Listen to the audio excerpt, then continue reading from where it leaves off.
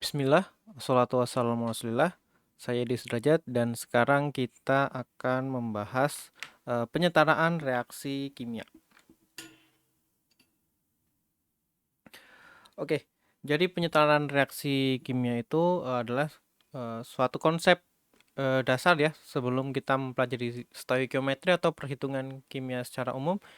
Salah satu skill atau konsep yang harus kita kuasai adalah penyetaraan reaksi kimia.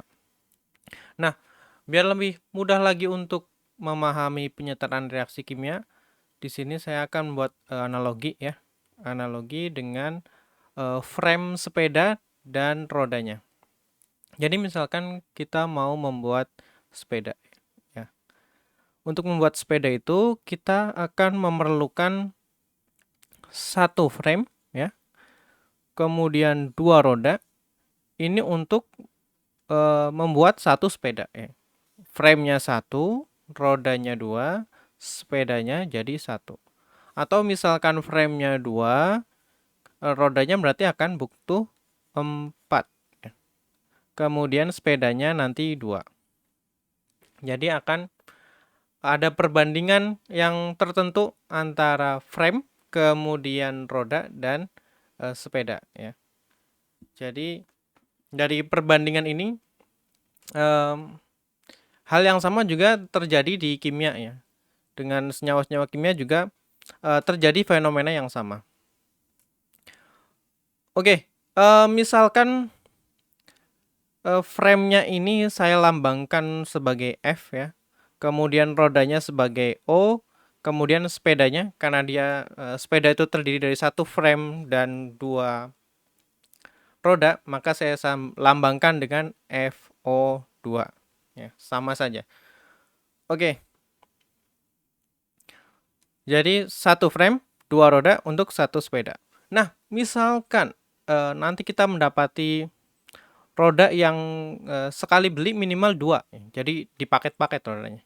Itu artinya bisa kita tuliskan rodanya itu sebagai O2 ya. Jadi rodanya dijual secara sepaket.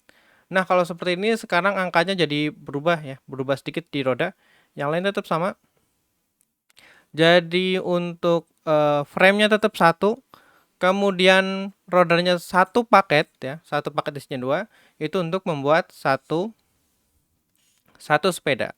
Kalau yang mau dibuat itu 2 sepeda, ya otomatis paket rodanya itu ada 2 ya, ada 2 paket, yang sepaket isinya 2, berarti nanti totalnya ada 4. Frame-nya butuh 2 ya. Oke, sepedanya jadi 2 dan total roda di 2 sepeda itu adalah 4 ya. Ya, ini sesuatu yang sangat gampang ya. Anak kecil pun harusnya paham masalah sederhana seperti ini. Oke, sekarang kita masuk ke contoh-contoh reaksi kimia yang sederhana ya. Misalkan natrium dengan klorin. Itu untuk membentuk NaCl atau garam dapur. Na ditambah Cl. Nah, Cl-nya di sini Cl2. Kenapa Cl2? Karena yang tersedia di alam itu ya memang dalam bentuk Cl2. Tidak ada Cl cuma sendirian satu gitu, dalam bentuk gas nggak ada. Oke. Nah, ini nanti hasilnya adalah NaCl. Bisa dilihat sebelum reaksi Na-nya itu cuma ada 1, Cl-nya ada 2, kemudian NaCl-nya cuma ada 1. Berarti ini adalah reaksi yang belum seimbang ya. Nah, reaksi ini bisa kita seimbangkan. Caranya dengan menyetarakan Cl-nya ya, klorinnya, karena ini yang belum setara. Jadi sebelum reaksi kita punya 2 dan setelah reaksi baru punya 1, berarti yang setelah reaksi itu yang kita benarkan ya. Kita kali 2. Nah, sekarang kita Cl-nya punya 2 setelah reaksi. Nah, ketika kita mengalihkan NaCl-nya jadi 2, otomatis si Na-nya juga ikut terpengaruh. Sekarang kita jadi punya 2 Na setelah reaksi. Nah, kita kalikan juga Na-nya supaya jadi seimbang. Oke, jadi reaksi yang seimbangnya adalah 2 Na plus Cl2 ya, atau 1 Cl2. Seringnya 1 itu tidak ditulis, tetapi kalau kita masih awal-awal lebih baik ditulis supaya tidak bingung. Hasilnya adalah 2 NaCl. Oke. Masuk ke contoh reaksi lain yang mungkin sedikit lebih kompleks ya, tapi hanya sedikit lebih kompleks. Misalkan hidrogen H2 ya. Hidrogen yang disediakan alam adalah dalam bentuk H2. Kemudian direaksikan dengan oksigen. Ini nanti membentuk air ya, atau H2O. Sebelum reaksi punya 2 hidrogen, 2 oksigen. Setelah reaksi hidrogennya sudah seimbang, sekarang sudah ada 2, tetapi oksigennya bermasalah, baru 1. Oke, berarti yang kita setarakan adalah yang oksigen ya. Di sini oksigennya 2, berarti di sini dikali 2. Kemudian ketika mengalihkan airnya menjadi 2, yang terpengaruh adalah si hidrogennya ya. Hidrogennya sekarang jadi 2H2 di sini ya. 2H2O. Berarti di sini H2-nya juga harus jadi 2. Oke, supaya lebih jelas lagi saya gambarkan secara struktur ya. Jadi di sini ada 2 hidrogen ya yang berikatan. 2 hidrogen dalam 1 molekul dan molekulnya juga ada 2 ya. Jadi totalnya nanti ada 4 atom hidrogen. Kemudian ditambah dengan oksigen, oksigennya ada 2 ya. Dan oksigen itu ikatannya rangkap seperti ini. Kemudian bereaksi menjadi 2H2O. Berarti sekarang airnya juga ada 2. Oke, bisa terlihat secara jumlah atom itu sama, tetapi ikatan-ikatannya saja yang bergeser. Tadinya yang hidrogen dengan hidrogen, oksigen dengan oksigen, setelah reaksi oksigen berikatan dengan hidrogen. Oke ya, kurang lebihnya sama dengan kasus sepeda dan rodanya tadi. Nah, bisa diperhatikan sebenarnya kita itu hanya mencari koefisien di sini ya, koefisien atau angka di depan molekul itu. Ya, yang ini, yang sini, sama yang sini. Yang untuk oksigennya tadi 1. 1 bisa ditulis, bisa tidak ditulis. Nah, supaya lebih sistematis lagi, ada suatu cara ya atau trik matematika untuk menghitung atau untuk menyatakan persamaan reaksi kimia supaya lebih sistematis lagi langkahnya. Kalau ini kan lebih ke trial dan error. Oke, sekarang untuk cara yang lebih sistematis. Misalkan kita punya reaksinya nitrogen,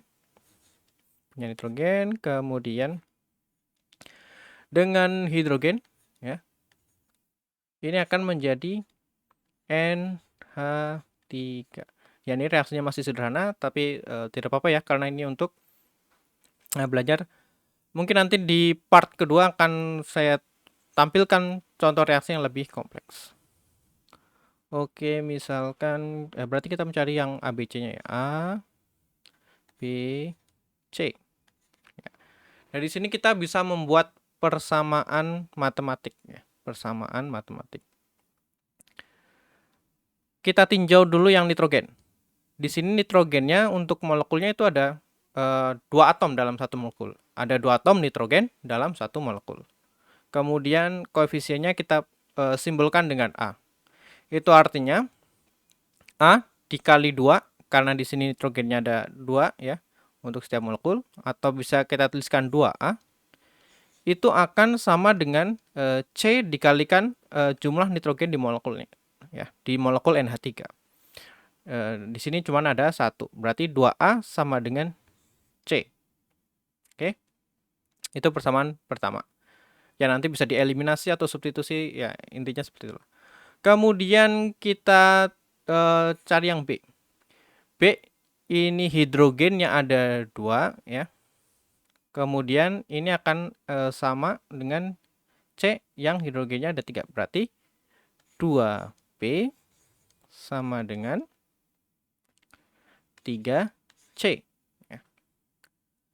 Kemudian yang C sama dengan berapa? Yang C bisa diurut dari yang A atau yang B.